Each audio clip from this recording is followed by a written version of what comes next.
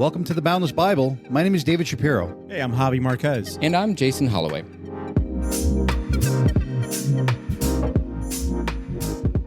Welcome back to the Boundless Bible, guys. How's it going? We are lovely. Today, I am super excited. Let me just set the stage. So one of the things I do is I volunteer at a youth group at church. And now I say youth group, but these are now two young adults because they are moving up from their senior year to college. But there are two people that I'd met who absolutely blew me away. They're brilliant. They love the Lord. Everything they do is just amazing and in a real Christ-like fashion. Yeah. So we had decided that, we'd love to invite them on and get a youth perspective of some of the stories that we talk about.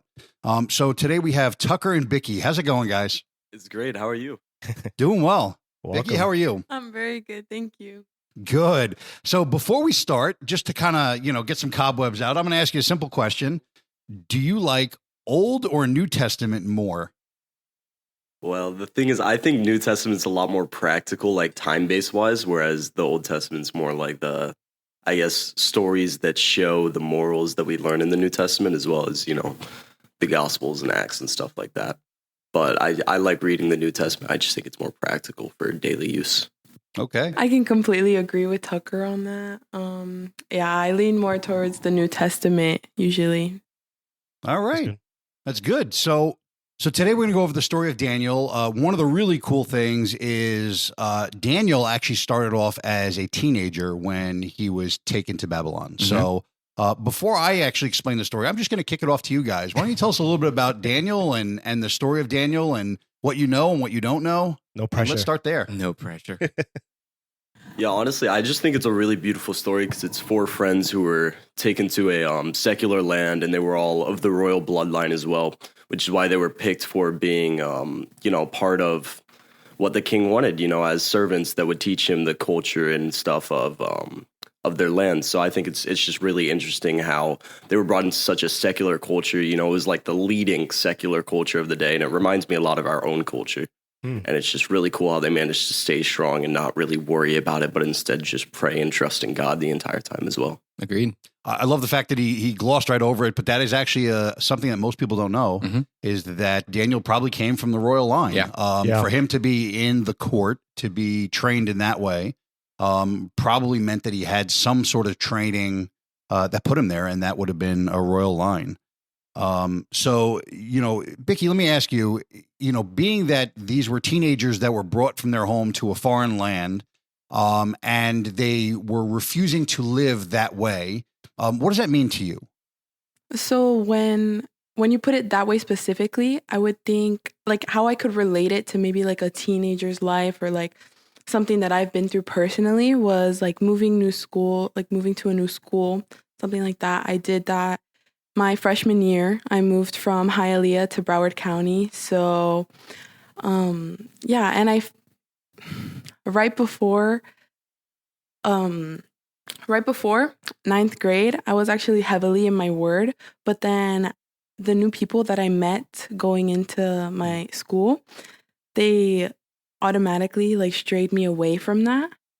And I think if I would have read Daniel previously, like during that time of my life, I think it would have shown me like that I have my own identity in Christ and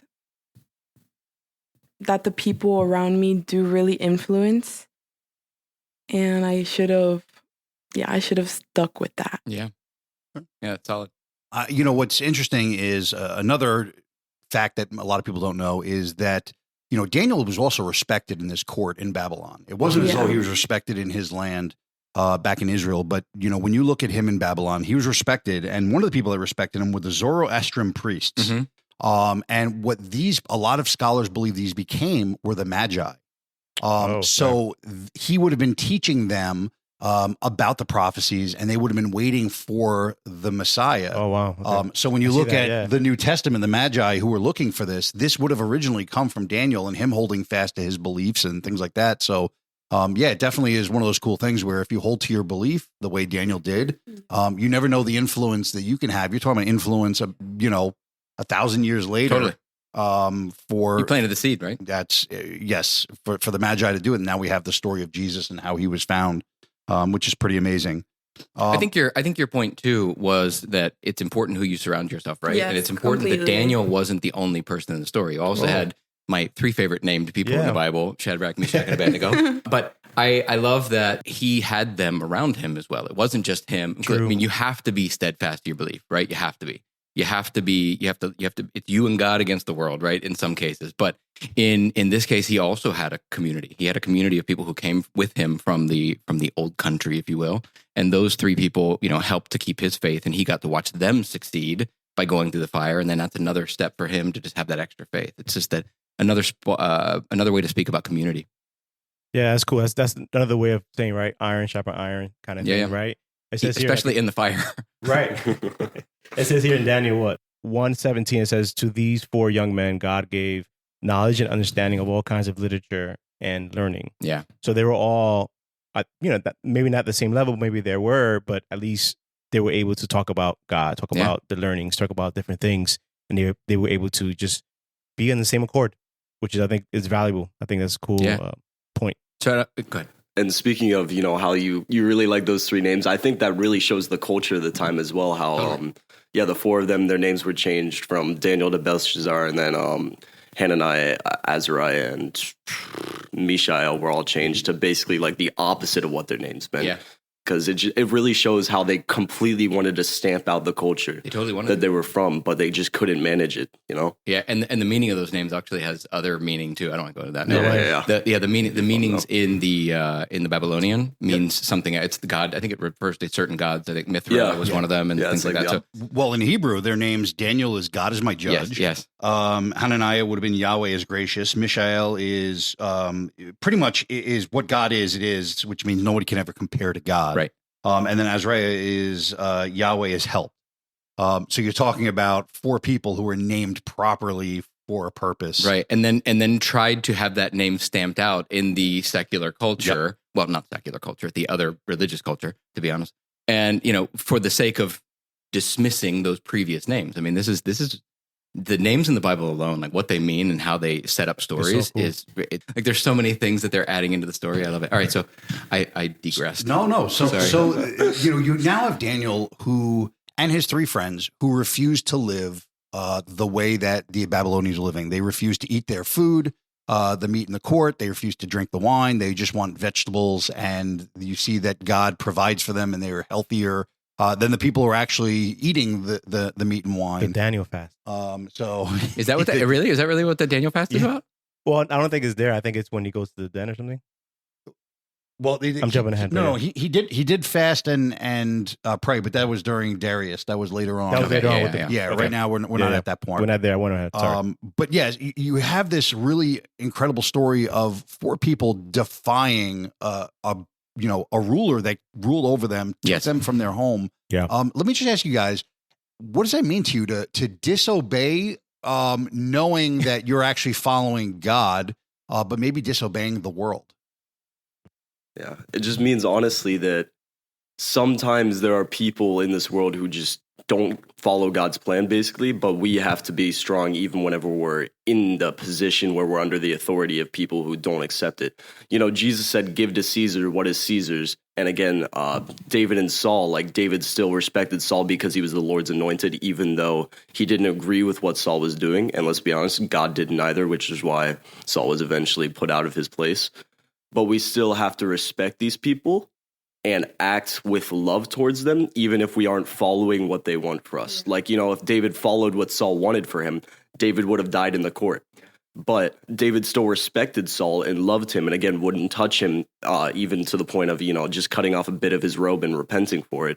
But he still respected him and acted in love towards Saul, and that eventually, well, at one point it changed Saul's heart, and then Saul went back to being Saul, of course. But, we have to not conform, but be, I guess, in the world so that people can see us, see how we've been changed by Christ, and maybe be, convinced by our good deeds and glorify our Father in heaven. Bicky, let me ask you, because you just mentioned the story about how you were following the world instead of Jesus. And obviously you had some thoughts about that and saying, man, I should have followed the Lord. But now that you are following the Lord fully, what advice would you give to somebody who is struggling with that, who's going, hey, the world is looking really, really good right now, and you're asking me to follow the Lord? What advice would you give them if they're looking to stray? I mean, there are plenty of times where I have fallen, and every time I fall, I just have to run back to the Lord because there's nothing like him, truly nothing can ever satisfy and besides him. And when you fall away from him, you absolutely just feel empty. You think that you may be lacking something that the world can give you, but it won't satisfy. So all the glitters is not gold, right? yeah, definitely. That's good. Now we're going to kind of jump into, you have the three friends. They are Love those guys. They are still denying following the laws and the rules that Babylon wants them to follow. And they get tossed into a furnace, a fiery furnace. Wow. And It should be noted that it's 7 times hotter Yes. than, which is, by the way, not realistic or possible, but yeah, 7 times it hotter. might have been the same flame with the burning bush. I mean, Really hot. well, that's actually one of the illusions there, right? Is the fact that the flames are engulfing something without destroying that thing. So there's an allusion to the burning bush right there. So we have the three friends tossed in, and then a fourth image emerges. Tell me, guys, what you guys, everybody here, what you think. Who is this? Because there is debate over who this fourth figure is that goes in with them. What do you guys think? I mean, there's an easy answer here. Yeah. You Yeah, want to I go for the mean- easy answer or for the Yeah. or for the less easy answer? I view it in the same way as Jacob's angel of the Lord. I think it's Christ just Yeah. incarnate before in his glorified form, just as he appeared on the mountain with a couple of his disciples. I agree.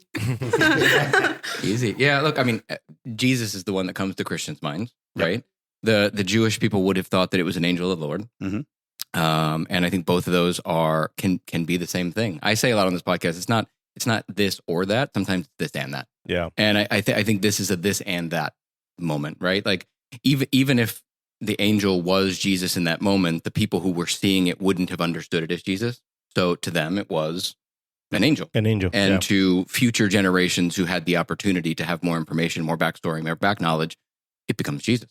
Yeah. Something really interesting, though, is whenever King Nebuchadnezzar saw this image, he said, wow, it's something like a son of the gods. Yes, So, the word son, right? Yeah. Is that what it says in Hebrew? I'm actually in Hebrew. Does it actually It's say the same word son? translation. Yeah, it's or the is same. this a bit of no, a it is translation is correct. transliteracism Nope. where they were like, son sounds good there. Nope. The translation is correct. And he does. He sees this as a divine person inside with them. Which leads me to another question, which is, where did Daniel go during this? Why is it only 3 tossed in and 1 was not? Javi, That's we're good. pointing at you.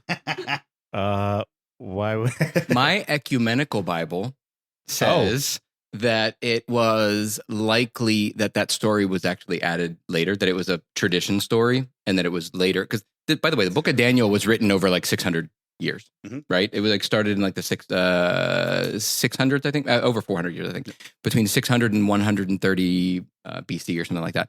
And so, the story does evolve over time based on the writing styles, the languages. Even part of this was written in Aramaic, Mhm. if you read that part. Correct. So, this story, they're saying, because of the fact that Daniel's not in it, it looks like this was a standalone story that was also same background, same context, but at some point they just folded together with the same story. For me, what I get out of it right away, it's Daniel was the one that was interpreting dreams.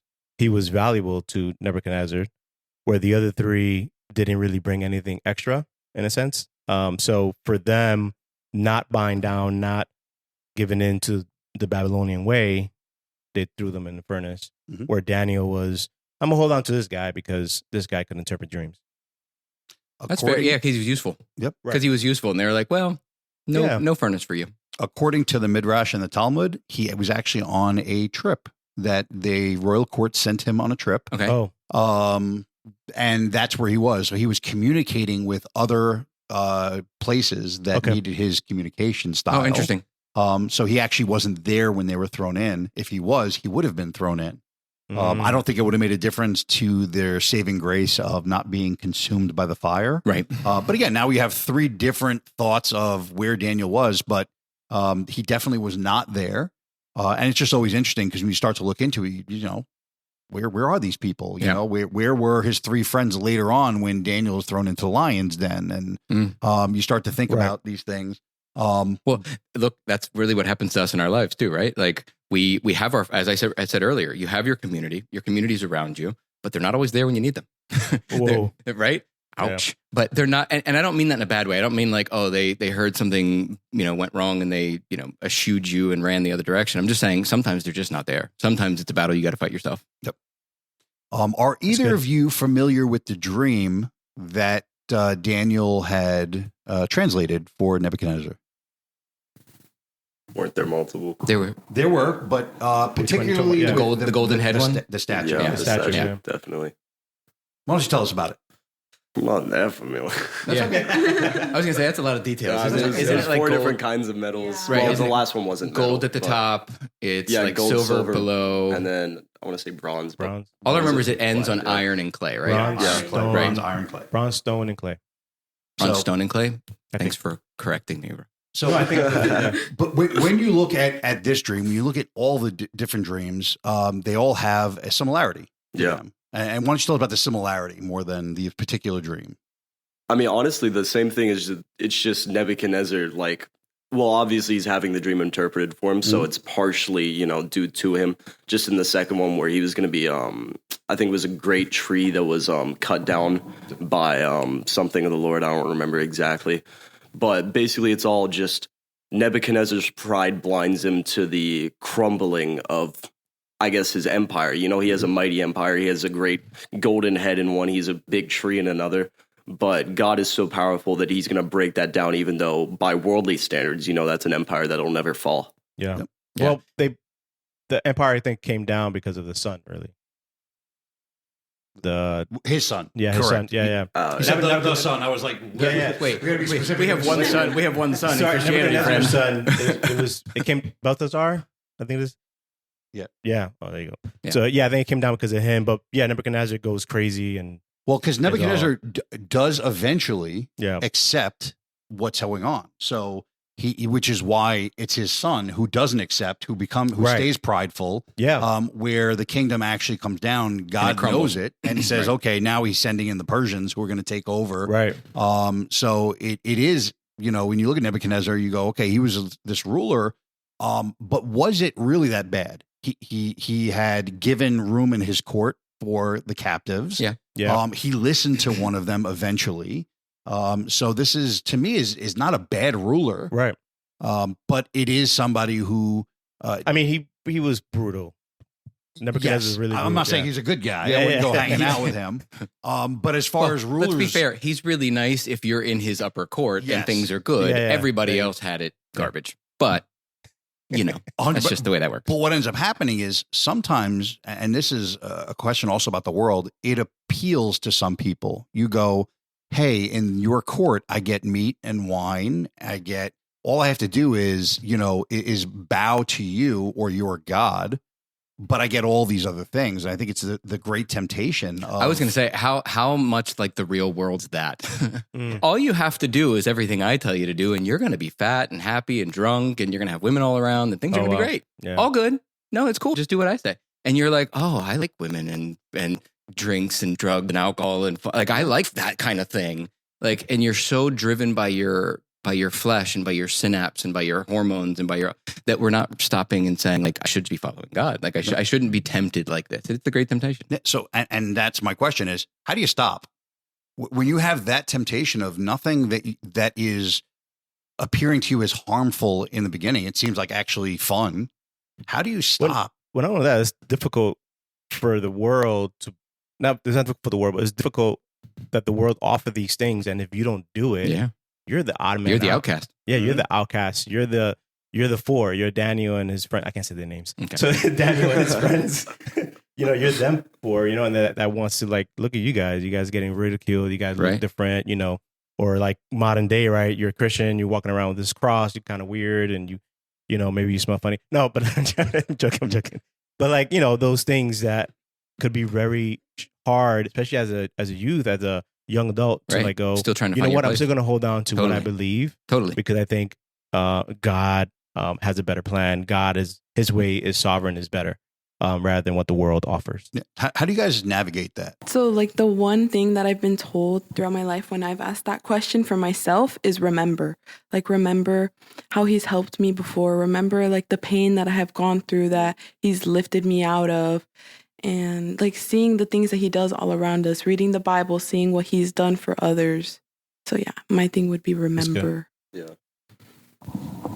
I mean, me personally, I learned the hard way. I was I was an atheist until about a year and a half ago. You know, I'd grown up in the church, but I never really had faith, and then I just completely lost it, thought it was stupid. And I tried all the things of the world. You know, like I had some fun. I thought, man, this is great. But at the same time, I was crippled by anxiety, depression, you know, all of the things of the world that people talk about how good they are. You know, you eventually get disillusioned to, you know, how good they truly are. And I think that's a big testament to how we were created, you know, because we weren't created for the things of this world. We were created to worship God. We were created for something bigger than anything that the world has to offer. So eventually, you know, I'm not saying try the world and if you don't like it, come to Christ. Right. But I'm saying I have tried the world and I liked it, but it ruined me. And I realized, yeah, sin is fun for a season, but God is great for all time. Yeah. Yeah. I think it's amazing how quick we can desensitize to the thing. The first time we do that sinful thing and we go, oh, this is fun. But the second time it's not as fun and you got to do more of it. And the next time you got to do more. And like we're infinitely unsatisfiable creatures with things of the world. Yeah. We're infinitely unsatisfiable. There's no amount of fame or Instagram presence or, you know, literally any number of, you know, sinful things. None of them are satisfying. You've been down that road and you said, you know, I'm not telling people to go do these sins and then find God, but the reality is most people have done them, whether they tried or not, right? Whether they've indulged themselves in things before and they found that there's just no good at the end of that. There's no light at the end of that tunnel. There's far more darkness in the end of that tunnel. And when you do find what, like you said, to remember, when you remember the peace that you have with God, when you remember the kindness that you feel for others because God has been kind to you, when you feel what it's like to forgive others because God has forgiven you for the things that you've screwed up, that remembrance is everything. And it's just like literally fundamental, like founding purposes in your life and holding on to those. And it's a huge thing. And that's what Daniel did. Yep. We're pulling it back, right? That's what Daniel did. Daniel never let go of his fundamentals. Mm-hmm. Yeah, I always say it's temptation is temporary, and only when you let go is when you're really living. It's true. And I feel like when you do those things, when you let go of that and you follow the faith, it's also good, just like Daniel has his friends, to find a community that is like-minded, a community that's grounded in God, that you'll be able to also grow from and feel okay that you're all letting go of that temptation. You're all walking the same path and trying your best to do that and not feel outcast and really find a community in that. I think we all need it. I think God made us for relationships. Yeah. And when we dive into further our faith, the more we need to build those relationships of people that are like-minded. Yeah. What's amazing to me is, you know, I sit here as a man with a white beard, and it's easy for me to look back and go, yes, you need to give up the sin. You need to follow the Lord. You need to do these things. I'm also at the point in my life where, you know, peer pressure is almost nothing. Yeah. It doesn't really exist in my world anymore. But I'm looking at two people who are teenagers who, like Daniel, whether he was 14 to 18, they have him estimated at, had this conviction that I did not have in my teens. And it's a much different world now. I think it's even harder now. Oh yeah. So I'm amazed at Daniel's conviction, but then looking at you guys, you know, it's one of the main reasons I want you here is just to hear the conviction that you have, still kind of growing into who you're going to be and what this world has to offer, and saying, you know what, I know what this world has to offer, and it has to offer God. And that's where I've directed my life. Amen. It's amazing. I mean, with the stuff that's going on now, with the distraction of like everything, of like just content everywhere, it just throws you off so much. And not only that, it's not only it's a lot, it's everywhere, and it's just full of information, which is great. I think we're living in a really great time, but you also got to discern. You also got to really know what are you reading, what are you hearing. Even this podcast, like the stuff that we say, I think is good for someone to take it in, chew on it, and really, understand that, what's right, what's wrong, whatever it is. Not saying that we say anything wrong, but just really discern for yourself and seek God and all those things. If I could play that game too, I mean, I think the challenge that you guys have now is that there is so much noise. Yeah. There's so much noise and there's so much distraction from the truth. And like you said, you know it yourself, Vicky. You said, I know what I felt when I was in my word. Yeah. I know what I felt, and that's what I hold on to. And the problem is, it's really hard to hold on to something when you're trying to grab at 100 other things.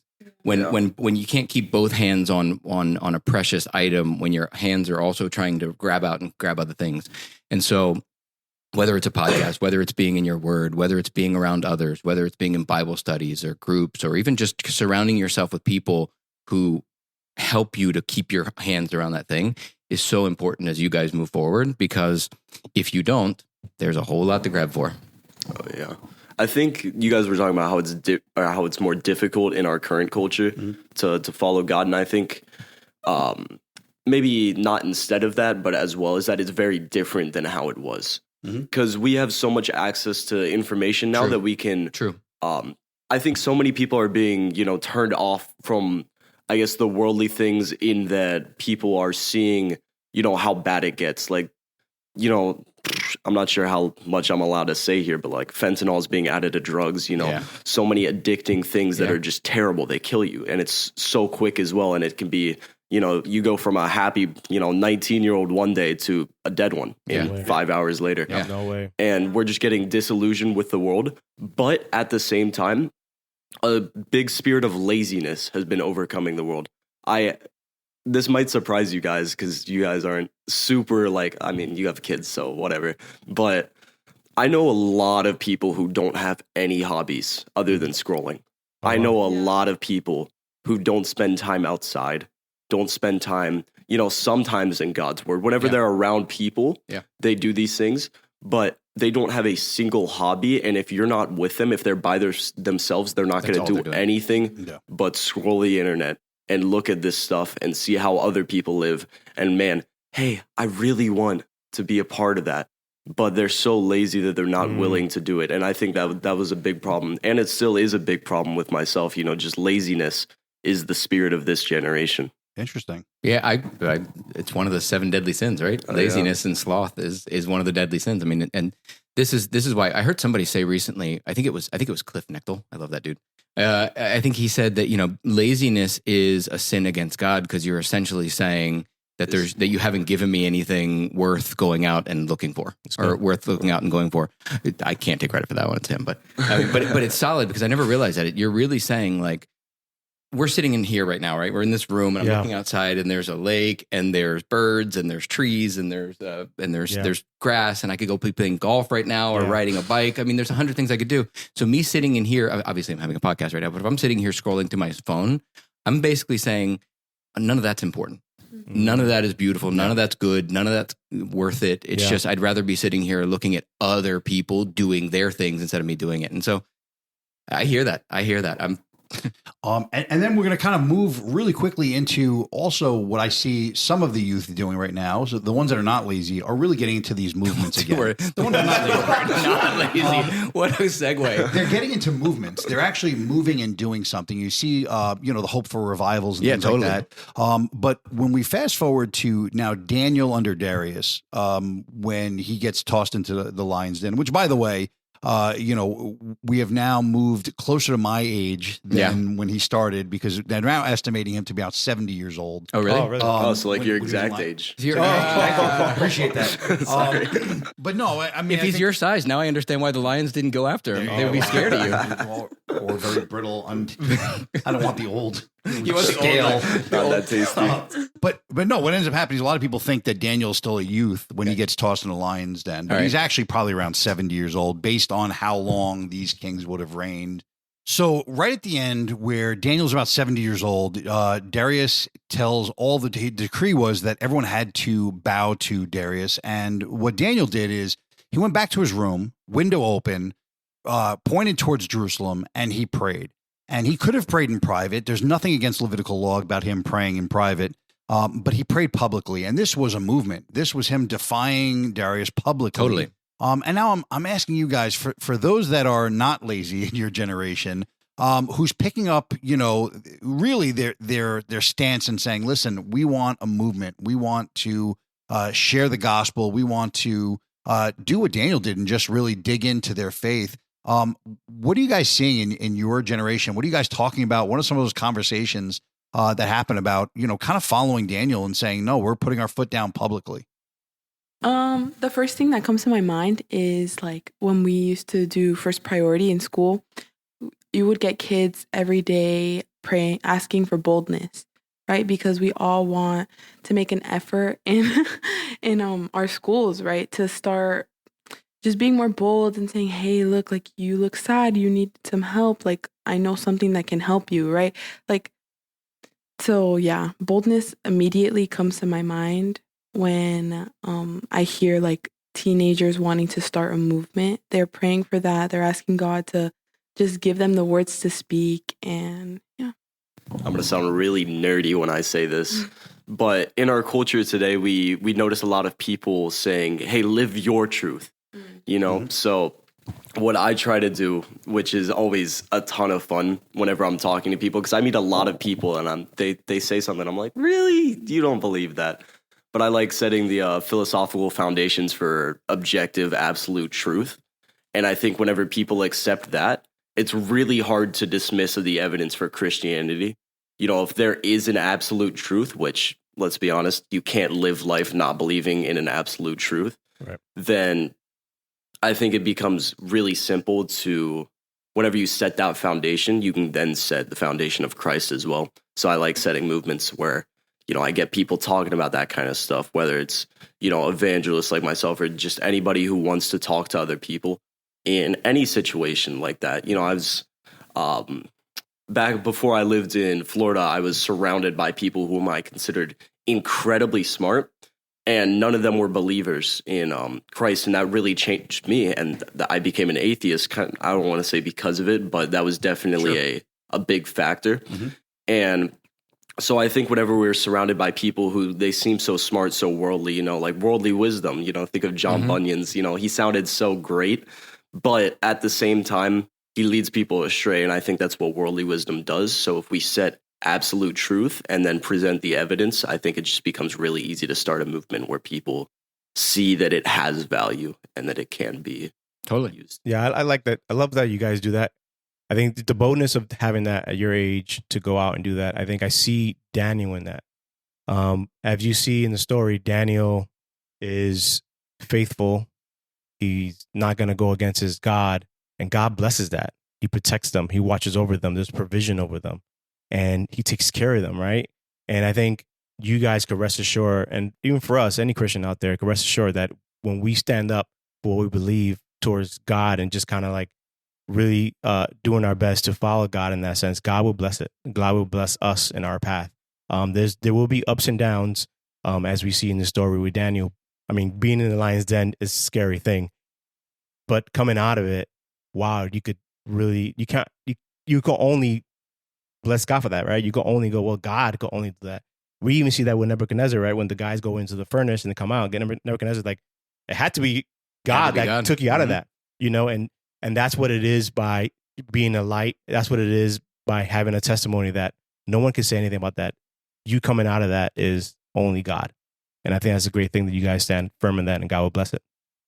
I think if we're getting close to wrapping up here, I think one of the things that I find really important is something we said earlier, which is that these 4 men were brought in for, and I went to go find what it says. It says they were handsome in appearance, skillful in all wisdom, and endowed with intelligence and discernment.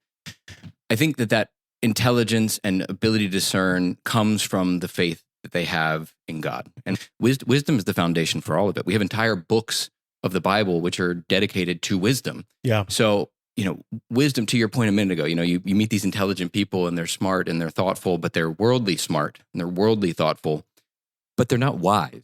They're not supported by thousands and thousands of years of other people who've gone through it and were able to record it.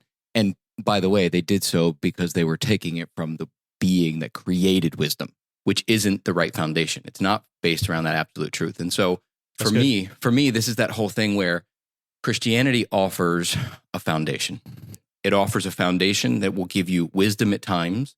It will give you thought-provoking things that you can discern and experience for yourself. Proverbs is not about knowing, it's about doing. Yeah. And the more that you do these things, the more you learn them. It's the experience of them. And this is how you become like Daniel. Yep. This is how you do it. You commit yourself to the faith. You commit yourself to the scripture. You commit yourself to the executing what the faith is telling you should be doing.